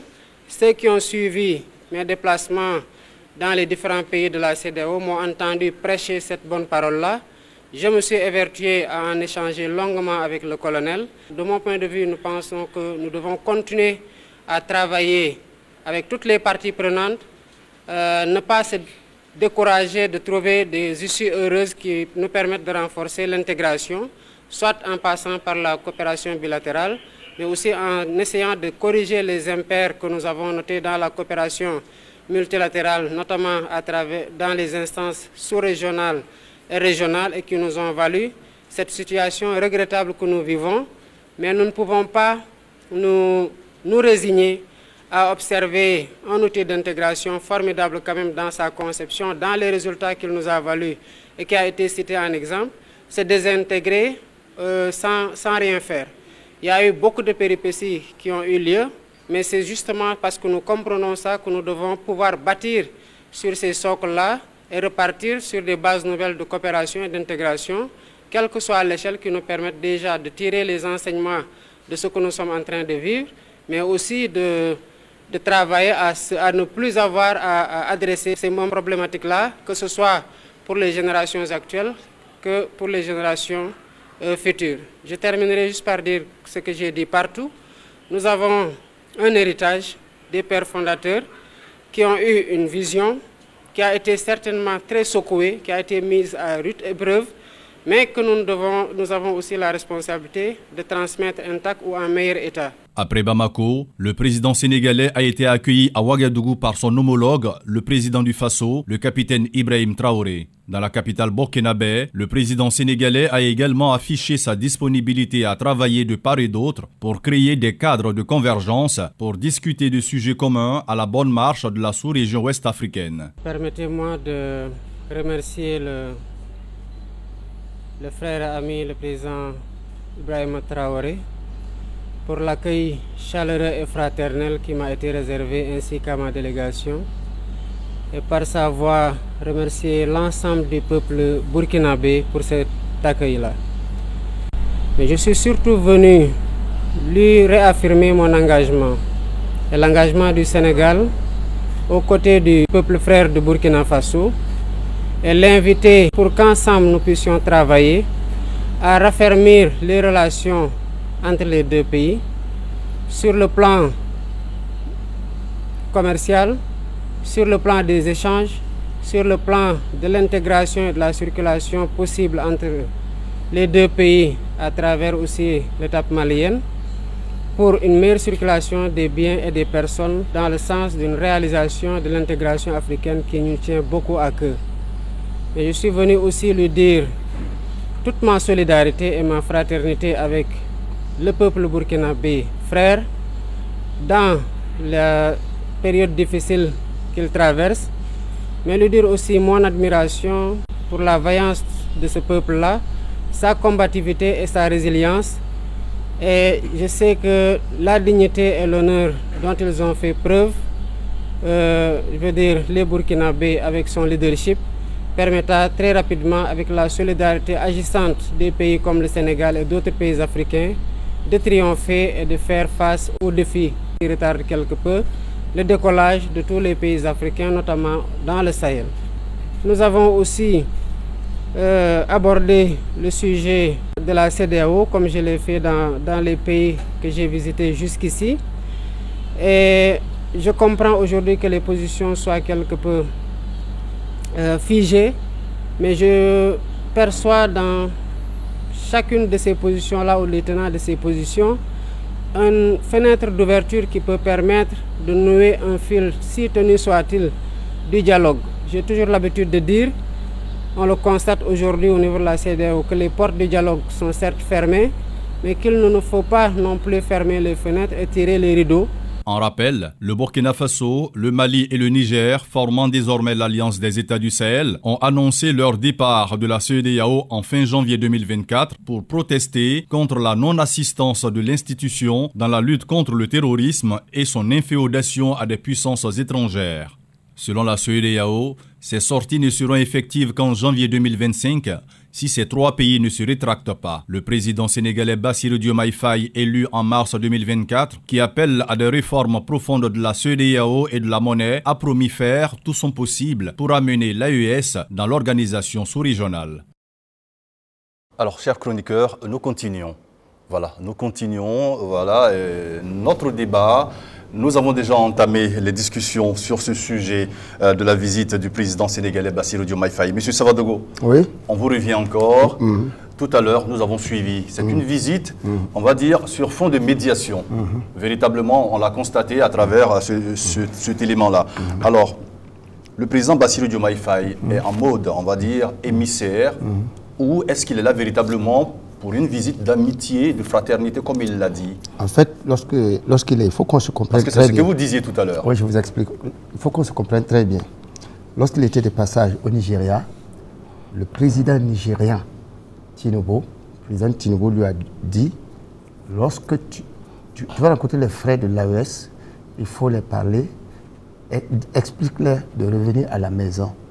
Mais il ne lui a pas donné un mandat de la CEDEAO lui disant va faire la médiation pour Monsieur Savadogo, mais il a parlé Monsieur Savadogo, même le président ghanéen également a dit au président sénégalais joue un rôle important dans la redynamisation, dans la restructuration de la CEDEAO. Mais on ne donnera pas forcément un mandat. Ok, d'accord. Maintenant, il a fait allusion à la CEDEAO, au fait que nous revenions dans la famille, dans la CEDEAO. Il l'a dit clairement. Monsieur Savadogo, il l'a dit clairement. Mais il précise bien qu'il n'est pas un émissaire venu spécialement envoyé par la CEDEAO. Le jour qu'il va être envoyé par la CEDEAO, lorsqu'il viendra, son avion descend ici. C'est une mission spéciale. Monsieur Savadogo est pressé de réagir. Et monsieur Congo, pardon, est pressé de réagir. Je réagis par rapport à la communication. Vous savez qu'au niveau de la communication, quand vous avez... Il y a 100%. Et il y a les 60% qui représentent la communication non verbale. C'est-à-dire que vous regardez le visage, vous regardez la gestuelle, vous regardez, ça peut être l'immobilité ou bien comment l'occupation de l'espace. C'est-à-dire que la personne a déjà parlé 60% sans ouvrir sa bouche. Et les 30%, c'est le message que la personne dit. Et les 10 autres % là, c'est la parole maintenant. Donc on n'attend pas que le monsieur nous dise « je suis venu pour ça ». Sans être un spécialiste de la tabloïde, quand je regarde M. Diomaye Faye parler, je sais qu'il est chargé d'une certaine mission. Est-ce que la mission est-elle personnelle ou bien la mission est-elle CEDEAO? Il y a le titre aussi, hein? Bien sûr. Le titre, c'était quoi? Le CEDEAO, voilà, CEDEAO AES versus AES. Ça, c'est pas moi, ça, c'est le journaliste qui a titré. C'est vrai que ça veut dire que dans le journalisme, le titre peut être incitatif, voilà, accrocheur, et comme il peut être informatif. Toujours est-il que ce qui organise cette information-là, c'est ce qu'on nous a servi. Et donc, Monsieur Congo, on va vous revenir. L'élément en dit long. L'élément en dit long. Par rapport à la charge que porte M. Faye. Monsieur Faye. Voilà, je vous attendrai. Voilà, Monsieur Tal, médiateur, on va dire officiel, officieux, sans mandat, médiateur camouflé. Déjà je commence par vous dire merci de vous être souvenu de moi sur cette question-là. De nous. De moi. De nous. Parce que depuis que cet élément a commencé, c'est maintenant que je vais me prononcer. Je pense également que, oui, comme disait M. Congo, oui, M. Diomaye Faye est en mission de médiation. Parce que, oui, en période de guerre, je pense qu'il y a la manière de communiquer. Et je pense que généralement, ce pourquoi nous sommes là, n'est pas dit, mais notre gestuelle, notre message amène celui qui veut voir, parce qu'il faut pouvoir également lire entre les lignes. Mais moi, je suis adepte du grand ensemble. Ce qui fait qu'effectivement, je peux voir en ce qu'il est en train de faire de la médiation. Et c'est de très bonnes guerres, parce que notre continent a besoin d'un décollage, comme il a si bien dit dans son message. Et nous avons également hérité de cette CEDEAO-là et de ce continent-là, de nos pères, et nous devons léguer. Léguer dans un bien-être, nous avons l'obligation. Et donc pour cela, Ben, j'encourage également sa sortie et son élément moteur. Merci. Et je prie Dieu que ça prenne réellement forme. Rapidement, oui, monsieur moi je pense que, en toute sincérité, que c'est une mission qui ne dit pas son nom. En fait, les ténors de la CEDEAO ont compris que la sortie de l'AES de la CEDEAO entache la crédibilité de cette institution. Parce qu'on a l'impression que d'avoir une CEDEAO et un griffe comme syndicat des chefs d'État, qui est un CEDEAO des peuples. Les objectifs de la CEDEAO par les pères fondateurs ont été bafoués par la gestion de ces chefs d'État. Donc est-ce à dire que le président Diomaye Faye est dans une mission, on va dire, impossible d'avance? À mon avis, c'est une mission impossible. Pour moi, il aurait cherché à demander au chef d'État de la CEDEAO de tout faire pour rétablir la paix dans ces 3 pays, de tout faire pour finir avec les terroristes dans les 3 pays, mais que de chercher à faire venir l'AES à la CEDEAO dans ces conditions de guerre où on a compris que rien n'est fait pour que la paix et la sécurité reviennent dans ces 3 pays. Donc est-ce à dire véritablement que... C'est une mission perdue d'avance. Est-ce à dire que tous les ténors que nous connaissons de la CEDEAO ont véritablement échoué dans la médiation, M. Savadogo? Voilà, ils ont échoué d'abord. Je vous reprends immédiatement, ils ont échoué. Sinon, la crise, comme on a fait, le Bénin, le Niger ont fermé les frontières depuis près de 8 mois et puis rien ne rentre. Ça, ils ont échoué maintenant. Et si vous devenez président, M. Pafarnam, demain matin, vous êtes habitant de l'Afrique de l'Ouest, votre premier problème, c'est lequel? C'est d'abord le terrorisme qui a amené des coups d'État, qui ont amené 3 pays à se séparer. C'est votre premier problème. Donc, Diomaye Faye ne peut même pas parler d'autre chose, c'est pas à cause de... C'est pas ça, ça c'est un. Deuxièmement, je précise, M. Diomaye Faye n'a pas été mandaté par la CEDEAO pour faire une mission de médiation. Je m'explique. Rapidement. La prochaine fois, lorsque M. Diomaye Faye va venir ici en tant que médiateur, il ne viendra pas pour dire qu'il vient prendre connaissance des habitants de l'OES, présenter ses lettres de noblesse et son amitié. Il dira, j'ai été mandaté par la CEDEAO et ça sera public. Et je vous l'ai dit, il atterrira ici et ce n'est que ça seulement qu'il va parler. Oui. Voilà. Monsieur Tal voulait réagir. Donc, est-ce à dire que le président Diomaye Faye, en qui les ténors de la CEDEAO fondent véritablement de l'espoir, est-ce à dire que c'est un, on va dire, l'œuf, le fœtus sera par exemple étouffé, a déjà été étouffé dans l'œuf? Parce que les populations ont déjà compris la démarche de la CEDEAO. Voilà. Vous convenez avec moi que aujourd'hui, c'est vrai, je reste très optimiste par rapport à ce grand ensemble-là. Moi, je suis très optimiste par rapport à ce grand ensemble-là. Mais je aimerais mettre à nu un tant soit peu ce qu'a dit M. Savadogo, parce que, oui, un médiateur, par moment, peut venir de lui-même.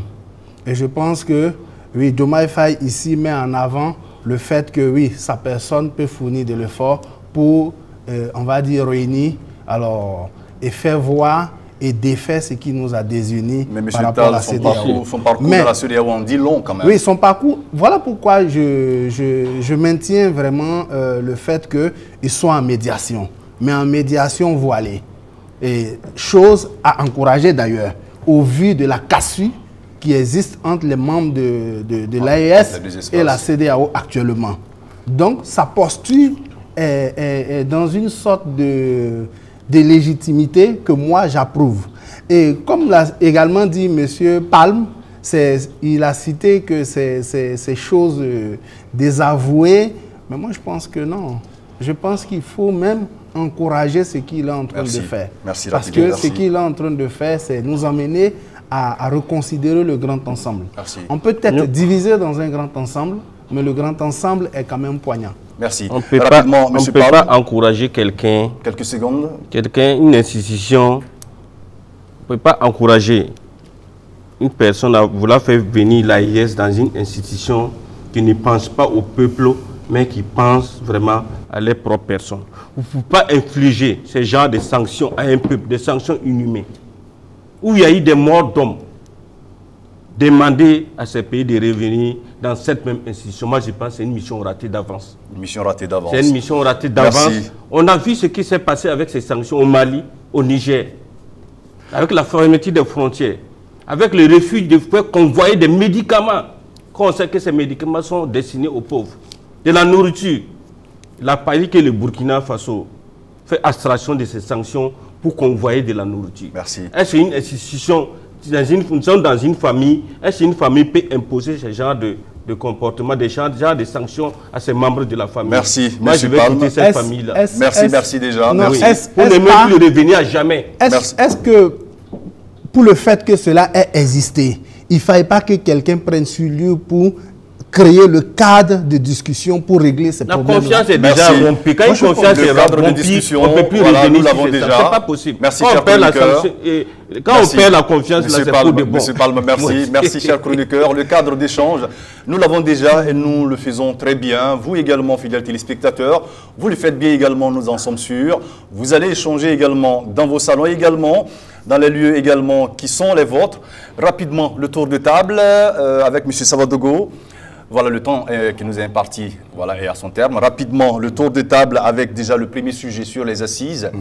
Bon, pour les recommandations rapidement. Pour les assises, ce que moi je demande à son Excellence, Monsieur le Président du Faso, je l'ai toujours appelé comme ça, depuis le jour qu'on l'a nommé, on dit président de la transition. Moi, ça a toujours été mon président de la transition. Monsieur le Président du Faso, je demande au Président du Faso de faire une ouverture de manière à ce que les politiciens puissent tenir pas les manifestations, mais leurs activités. Là, au moins, ce serait ce qu'on appelle l'inclusivité dans les 5 ans qu'il lui reste à faire. Merci. Voilà. Merci. Le deuxième sujet, les assises pour réformer la justice au Sénégal. Voilà, les assises pour réformer la justice au Sénégal, je crois que même notre pays a besoin de ça. Même le Burkina en a besoin. Ouais. Le troisième sujet. Oui, pour la visite du président Diomaye Faye. La visite du président Diomaye Faye. Je me dis que c'était un grand président. Il a fait ce qu'il pouvait faire en tant que nouveau président. Je dis bien, c'est le 4e pays en transition qu'il a visité. Il y a l'un qui n'est pas sanctionné par la CEDEAO, la Guinée, mais il est pourtant allé.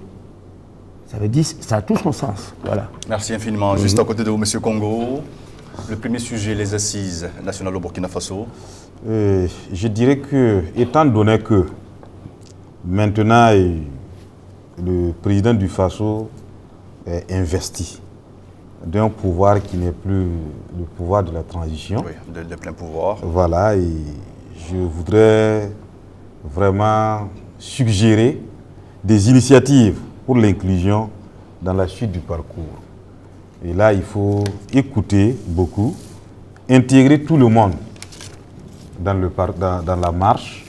Et quand je dis tout le monde, je peux ajouter aussi, si cela dépend de Monsieur le Président du Faso, parce que la Bible a dit, soyez en paix avec tout le monde, si cela dépend de vous. Bon, mais si ça ne dépend pas de vous... Pour le deuxième point, les assises pour les assises judiciaires au niveau du Sénégal, et je dirais que c'est le bon levier sur lequel le président Faye a activé, qu'il soit vigilant, et même le peuple sénégalais, parce qu'il y va de la souveraineté du peuple sénégalais. Tout le monde n'a qu'à veiller par rapport à l'esprit de suite. Il faut qu'il y ait vraiment un esprit de suite pour vraiment un Sénégal et sa justice ancrée dans ses valeurs, comme M. Palme l'a dit. Il est temps que toutes nos différentes justices, c'est-à-dire les différentes justices des pays, là, voilà, quand un nouveau président arrive, il a ses valeurs, les valeurs essentielles. On doit voir comment allumer ces valeurs-là avec la justice. La justice rapidement, le troisième sujet. Le troisième sujet par rapport au parcours du président Faye. Je lui dirais merci pour, en tout cas, cette mission que je qualifie de camaraderie entre présidents. C'est bien. Et si c'est pour ceux qu'on lui reproche aussi, on lui dira merci pour cette mission difficile et que l'histoire lui reconnaîtra d'avoir osé. Mais si c'est pour ramener l'AES au sein de la CEDEAO, personnellement, j'en suis réservé. Merci bien, M. Congo. Juste à côté de moi, M. Monsieur Tal, le premier sujet, les assises nationales au Burkina Faso, recommandations, avis? Oui, recommandations parce que avis déjà donné. Recommandations parce que le chef de l'État lui-même a dit qu'il souhaite que ce soit inclusif. Aujourd'hui, il est président du Faso après ces travaux-là. Ben, il se doit de mener des actions pour rendre véritablement, on va dire, ces travaux-là inclusifs. Merci. Et donc, pour cela, ben, comme disait M. Congo, ben, je prie Dieu que cela soit, en tout cas, rencontre son assentiment, de sorte à ce qu'il travaille pour la réalisation de ce point-là. Parce que oui, la nation a besoin de tous ses filles et fils pour son évolution. Alors, le second sujet, la réforme de la justice au Sénégal. Je dirais que Diomaye Faye a touché effectivement le levier parce que ça va permettre à tous les Sénégalais d'être au même niveau et donc d'avoir les mêmes droits. Et je pense que si cela est acquis, ben, ça permettra que beaucoup de choses, en tout cas, soient derrière eux. Merci. Et donc pour cela, je les encourage. Alors le troisième sujet, c'est vrai, moi je n'irai pas de façon voilée. J'ai vu en ce qu'il est en train de faire Diomaye Faye de la médiation. Et j'aimerais qu'il fournisse moins d'efforts pour voiler cela et qu'il affirme, parce que c'est de très bonnes guerres. Penser unifier, on va dire, les peuples et les nations, c'est déjà quelque chose de très bien et de très difficile en même temps. Et donc, penser voiler ben, rend ça encore plus lourd. Donc, je l'encourage dans cette mission et j'encourage ses pairs à ce qui concerne les soutenir dans cette mission. Merci. Juste à côté de vous également, M. Palm, rapidement, recommandations pour le premier sujet, les assises nationales au Burkina Faso. Les assises nationales, je pense que le vin est déjà tiré. Il faut le boire et tout le monde est invité à boire ce vin. Il faut que tous les Burkinabés parlent le même langage durant ces 5 ans. Parce que l'objectif premier de Burkinabé aujourd'hui, c'est la paix et la sécurité. Et aussi le développement. Le peuple aujourd'hui n'est pas vraiment prêt aux activités des partis politiques. Vraiment, qui prendraient mal en patience. 5 ans, ce n'est pas beaucoup. Après les 5 ans, quand nous allons finir avec le phénomène du terrorisme, là, on pourrait revenir et puis organiser les élections, mener nos vies, nos activités politiques comme il se doit. Le deuxième sujet, c'est... Au Sénégal, au Sénégal, oui. Je pense que ce n'est pas au Sénégal seulement, dans tous les pays, la justice vraiment est au cœur vraiment de la vie. Et beaucoup de problèmes ont été créés à cause des décisions de la justice. Vraiment que cette assise vraiment puisse sortir d'un document, vraiment, non seulement qui rencontre l'assentiment de tous les Sénégalais, mais qui soit aussi le socle de la vie de telle sorte qu'aucun magistrat, aucun président de tribunal ne peut prendre une décision qui va aller à l'encontre des intérêts vraiment des usagers ou bien du peuple. Merci. Le troisième sujet, rapidement. Moi je pense que le jeune président est en train de perdre son temps. Il n'arrivera jamais, au grand jamais, à faire venir les pays de l'AES avec tout ce qu'ils ont subi avec la CEDEAO. Pour moi, plutôt, il doit chercher, contacter et répartir sur les mêmes, sur ceux qui l'ont envoyé en mission voilée, leur demander de tout faire pour que la paix et la sécurité reviennent dans ces 3 pays. Merci. Auquel cas, on pourra échanger après. Merci infiniment à vous, chers chroniqueurs. Merci, M. Nelson Congo. Merci, analyste communication responsable. M. Savadogo Daouda, analyste politique, merci d'avoir participé à cette émission C'est Afrique. M. Tal Issouf, analyste société culture, merci d'avoir été des nôtres. M. Palme également, merci, vous êtes analyste politique, merci d'avoir participé à ce numéro de C'est Afrique. Merci également à vos fidèles téléspectateurs de la chaîne africaine de télévision. Ce rendez-vous d'aujourd'hui est fini. Rendez-vous la semaine prochaine pour d'autres sujets encore plus intéressants pour la construction d'une Afrique à laquelle nous allons tous participer. Merci et à dimanche prochain.